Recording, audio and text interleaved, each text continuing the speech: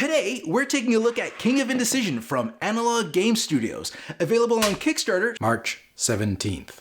I'm Mark Maya, welcome to Board Game Cuff. This just in. King of Indecision's been nominated for a Canadian Game Design Award, and that's big news. Really big news. Now, back to our preview.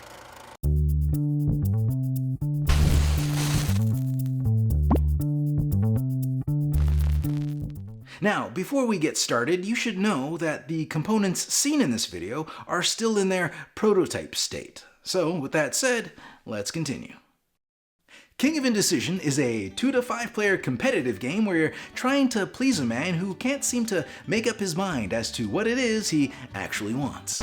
Ha! Story of my life. As I was saying, his royal indecisiveness can't seem to make up his mind, so his wants keep flip-flopping from one thing to the next. And it's up to you, as a noble of this bountiful kingdom, to stay in the king's favor and make sure he gets what he wants when he wants it. So if the king wants a horse, get him a horse. If he wants a pelican, That's a peacock. get him a pelican. Peacock! Or maybe he wants gold, spices, or silk. Whatever it is, just get it for him. And make sure when you do, you offer up more than everyone else, because that's where the points be. But how do you do that exactly? How does one ever satisfy the needs of an overindulgent, indecisive man-child? Dress him up in a superhero t-shirt and stand him up in front of a camera? You're done. Or maybe you could... Oh, you're done. Anyway, to please His Royal Highness, you're going to want to gather up whatever it is he's currently interested in. Clearly indicated here on this card. So although he might be indecisive, his communication skills are on point. Wouldn't it be nice if in the real world people just walked around wearing signs of what it was they actually wanted? Life would be so much easier. Oh, ha ha. In King of Indecision, players take turns moving their workers around the board, collecting goods to add to their pile of things. Now, if any of these things are the thing the king is currently seeking, you can use one of your actions to offer them up by placing them on this card here. And at the end of the round, the player who offered up the most of whatever it is the king desires gets the most points. So, let's say, for example, that this is round 2, and the king here is demanding pelicans. That's a peacock. Now, the player with the most pelicans Peacocks! will earn themselves 5 points, and the player with the second most will earn themselves 3 points. Now, the amount of points you earn is dependent on the round you are currently in. So, let's say that you're looking down on the board and you're wondering, where in the kingdom am I ever gonna find a pelican? Do you even know what a pelican looks like? Well, worry not. If at any point you don't see what you're looking for, or maybe you do, but it's too far to get there before someone else does, you can use one of your available actions to explore a new tile. And if you're lucky, you might just find the pelican you're looking for. There's something seriously wrong with you. Hey!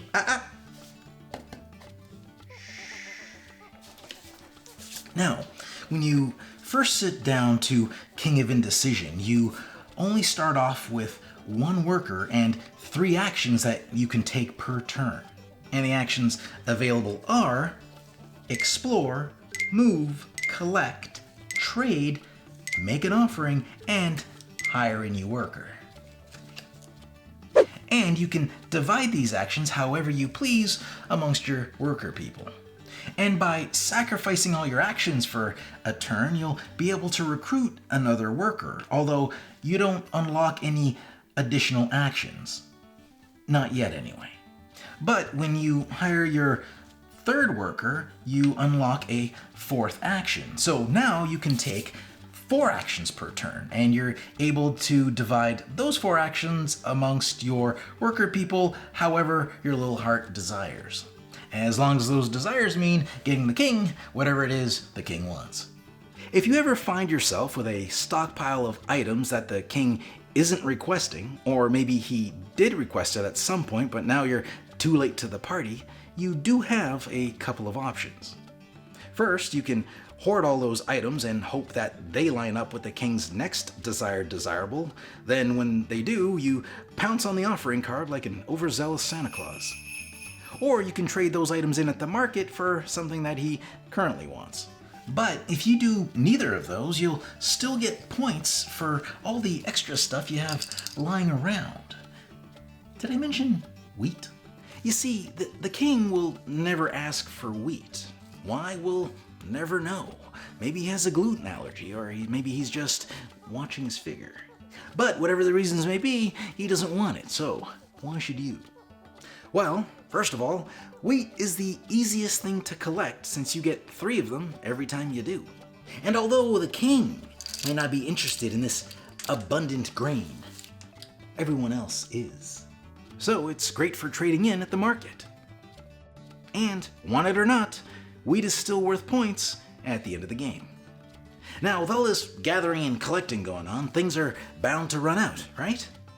Well, yes, but only temporarily. You see, at the end of each round, you flip one of these cards, and when you do, you'll either turn up one of the king's demands, or an item card that will restock all the spaces that contain that item. The game ends when you reveal the endgame card. At this point, you tally up your points and determine the winner. And that's King of Indecision. Now, if this sounds like something you would be interested in, check them out on Kickstarter, March 17th. Thanks for joining us. If you like this video and you want to see more, subscribe to our channel. It's the best way to keep up to date with everything we do here at Board Game Coffee. But if you want to see more right now, we got plenty of videos to choose from. And if that's not enough, follow us on Instagram, Facebook, and Twitter. I'm Mark Maya, and this is Board Game Coffee. And remember, have fun, keep gaming, be social. See you next week.